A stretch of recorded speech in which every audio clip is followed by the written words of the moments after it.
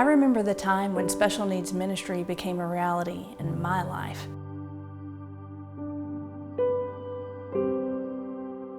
I was serving as a children's minister, running really wonderful programs, leading amazing volunteers. Everything was going great in the ministry and we were really successful, except for this one kid.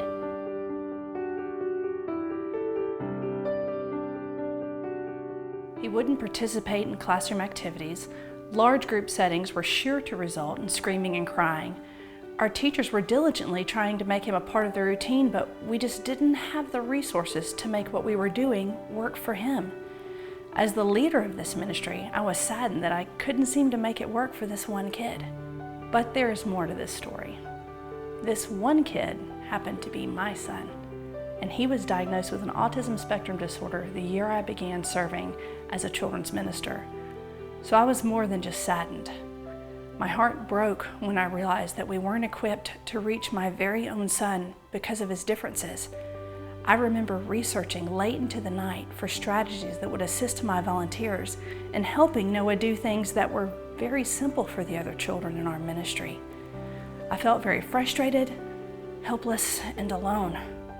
But more than anything, I was terrified by the idea that Noah would never be able to hear the message of Jesus Christ and feel the love of Christian community because we simply didn't have the resources to serve him.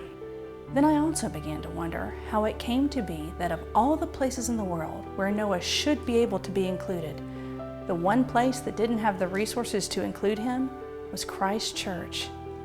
If he, like the rest of us, was made in the image of God, then why wasn't the church able to serve him? So many years later, I have seen that Noah did indeed belong to the church. He has unique contributions to make to our community of believers that benefit the whole body of Christ.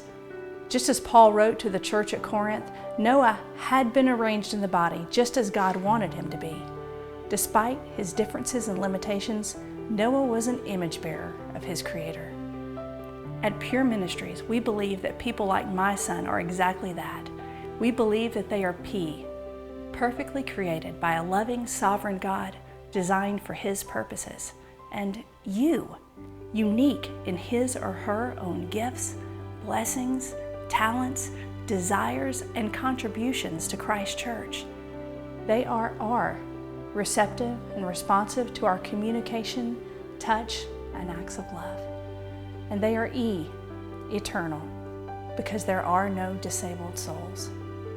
The world has all kinds of messages for my son and many other P.U.R.E. people like him. He has a diagnosis with medical criteria written in a book that explains all the ways he deviates from normal. He may never fit in according to the standards of this world and that diagnosis because it focuses on his differences and his limitations. But Christ Church has a better message, because only the bride of Christ can come to him with the message that he is pure, bearing God's image in a beautiful way. At P.U.R.E., it is our goal to compel, inspire, and equip local churches to meet the needs of people like my son and so many others whom the world says are disabled, but who we see as pure. P.U.R.E. Ministries exist to come alongside churches in all stages of ministry to people we call P.U.R.E.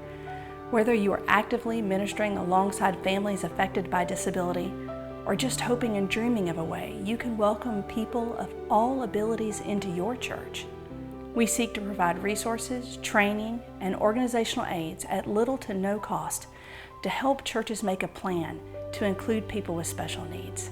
We've even created the P.U.R.E. Ministry Network, a group of churches willing to share information and strategies for all ages and stages of ministry, so that no one need feel as helpless and alone as I did when attempting to minister to someone with different abilities. Consider supporting our mission at P.U.R.E. Ministries so that we can continue our goal of compelling, inspiring, and equipping local churches so that they can have a better way to deliver this different message to families like mine.